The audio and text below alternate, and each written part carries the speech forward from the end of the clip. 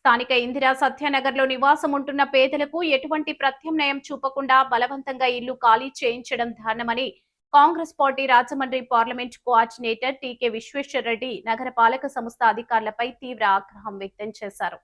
ఇల్లు ఆక్రమణలు అయితే ఎందుకు వారి ఇంటి పన్నులు వేసి కుళాయి కనెక్షన్లు, కరెంటు ఎలా వేశారని నిలదీశారు. అసలు సారంగధర మెట్ట నుంచి సువిశేషపురం వరకు ఉన్న ఇందిరా సత్యనగర్ పుంత రోడ్డును సర్వే చేయకుండా ఇల్లు ఎలా తొలగిస్తారని ప్రశ్నించారు. గత 45 సంవత్సరాలుగా అక్కడే నివాసం ఉంటున్న వారిని బెదిరించి కట్టుబట్టలతో రోడ్డును పడేలా చేయడం సరికాదని వ్యాఖ్యానించారు.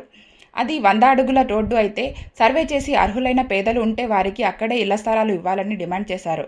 రోడ్డును 40 అడుగులకు విస్తరించి ఆక్రమణలు తొలగించి ఎక్కడ ఉండేవారికి అక్కడే ఇళ్ల పట్టాలు ఇచ్చేందుకు అధికారులు చర్యలు తీసుకోవాలని డిమాండ్ చేశారు. అధికారులు వారి సమస్యపై తక్షణం స్పందించకపోతే 18న బాధిత కుటుంబాలతో కలిసి సబ్ కలెక్టరేట్ను ముట్టడిస్తామని హెచ్చరించారు. అధికారులు న్యాయం చేసే వరకు తాను అండగా నిలబడతానని టీకో భరోసా ఇచ్చారు. బాధితురాలు Dhavaleswarapu Sarojini, paper mill transport incharge Bhadra Rao, B Appa Rao, Ramana తదితరులు ఉన్నారు. ఇప్పుడు ఏంటంటే దీనికి తక్షణం పరిష్కారం చేయాలంటే మీరు ఈ 80 అడుగుల పొద్దున ఫస్ట్ సర్వే చేయండి. 80 అడుగులు ఎక్కడి నుంచి ఎక్కడి దాకా ఉంది. ఇక్కడ ఇల్లులు కట్టుకుని ఉన్న వాళ్ళు నాకు తెలిసి 30 అడుగులు, మ్యాక్సిమం 30 అడుగులు 20 అడుగులే. మిగతా దాంట్లో ఆ పక్క ఉన్న హౌస్ ఓనర్స్, ఈ పక్క ఉన్న హౌస్ ఓనర్స్ ఆడు 20 అడుగులు ఆక్యుపై చేశారు, ఈడు 20 అడుగులు ఆక్యుపై చేశారు, వాళ్ళు ఆక్యుపై చేశారు.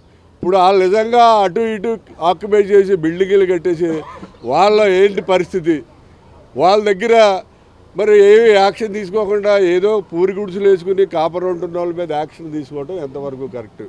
ఫస్ట్ మీరు 80 అడుగుల రోడ్డు సర్వే చేయండి, చేసి ఎక్కడి నుంచి ఎక్కడి దాకా ఉందో చూడండి.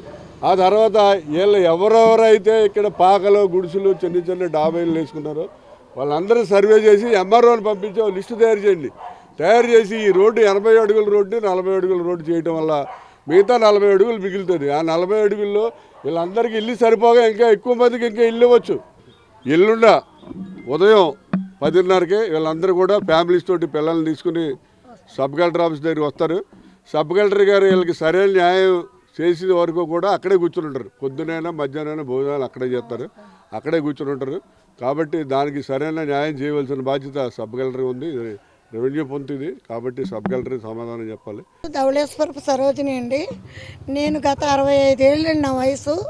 నేను ఇక్కడ 14 ఏటన పెళ్ళయి వచ్చానండి. నాకు 3 తరాలండి ఇక్కడ. మేము ఇక్కడ 110 అడుగులు ఒక చోట ఉంది, ఒక చోట 80 ఉంది. ఇలా ఉన్న దాంట్లో లెఫ్ట్ అండ్ రైట్ ఆక్రమించింది ఎక్కువ, పాకల్లో వాళ్ళు ఆక్రమించింది తక్కువ. కాకపోతే వాళ్ళు కోర్టులో అలా నడుపుతున్నారు. మా దగ్గర మోసపుచ్చి కొంతమంది వ్యక్తులు డబ్బు తినేసి మాకు ఇప్పిస్తామని ఇంతవరకు ఇప్పించలేదండి. కొంతమంది నాయకులు ఎక్కడో చూపిస్తామండమే కానీ ప్రత్యక్షంగా ఇప్పటికొచ్చి చూపించింది లేదు. అయితే ఉన్న ప్రభుత్వం కానివ్వండి, ఎవరు కానీ ఏ రాజకీయ నాయకులు ఒక్కళ్ళు కూడా మాకు కనపడలేదండి. ఇప్పుడు ఇది మేము డెవలప్ చేయడం కోసం మమ్మల్ని ఉంచారండి. ఇంతకాలం ఇక్కడ పన్నులు కట్టించుకున్నారు, కరెంటు బిల్లులు కట్టించుకున్నారండి. ఇవన్నీ ఎందుకండి మేము ఉండకూడదు అన్నప్పుడు ఇప్పుడు లెఫ్ట్ అండ్ రైట్ కొలిసి మాకు రోడ్డు తీసుకుని మాకు ఇక్కడే ఇప్పించవలసిందిగా మేము కోరుతున్నామండి.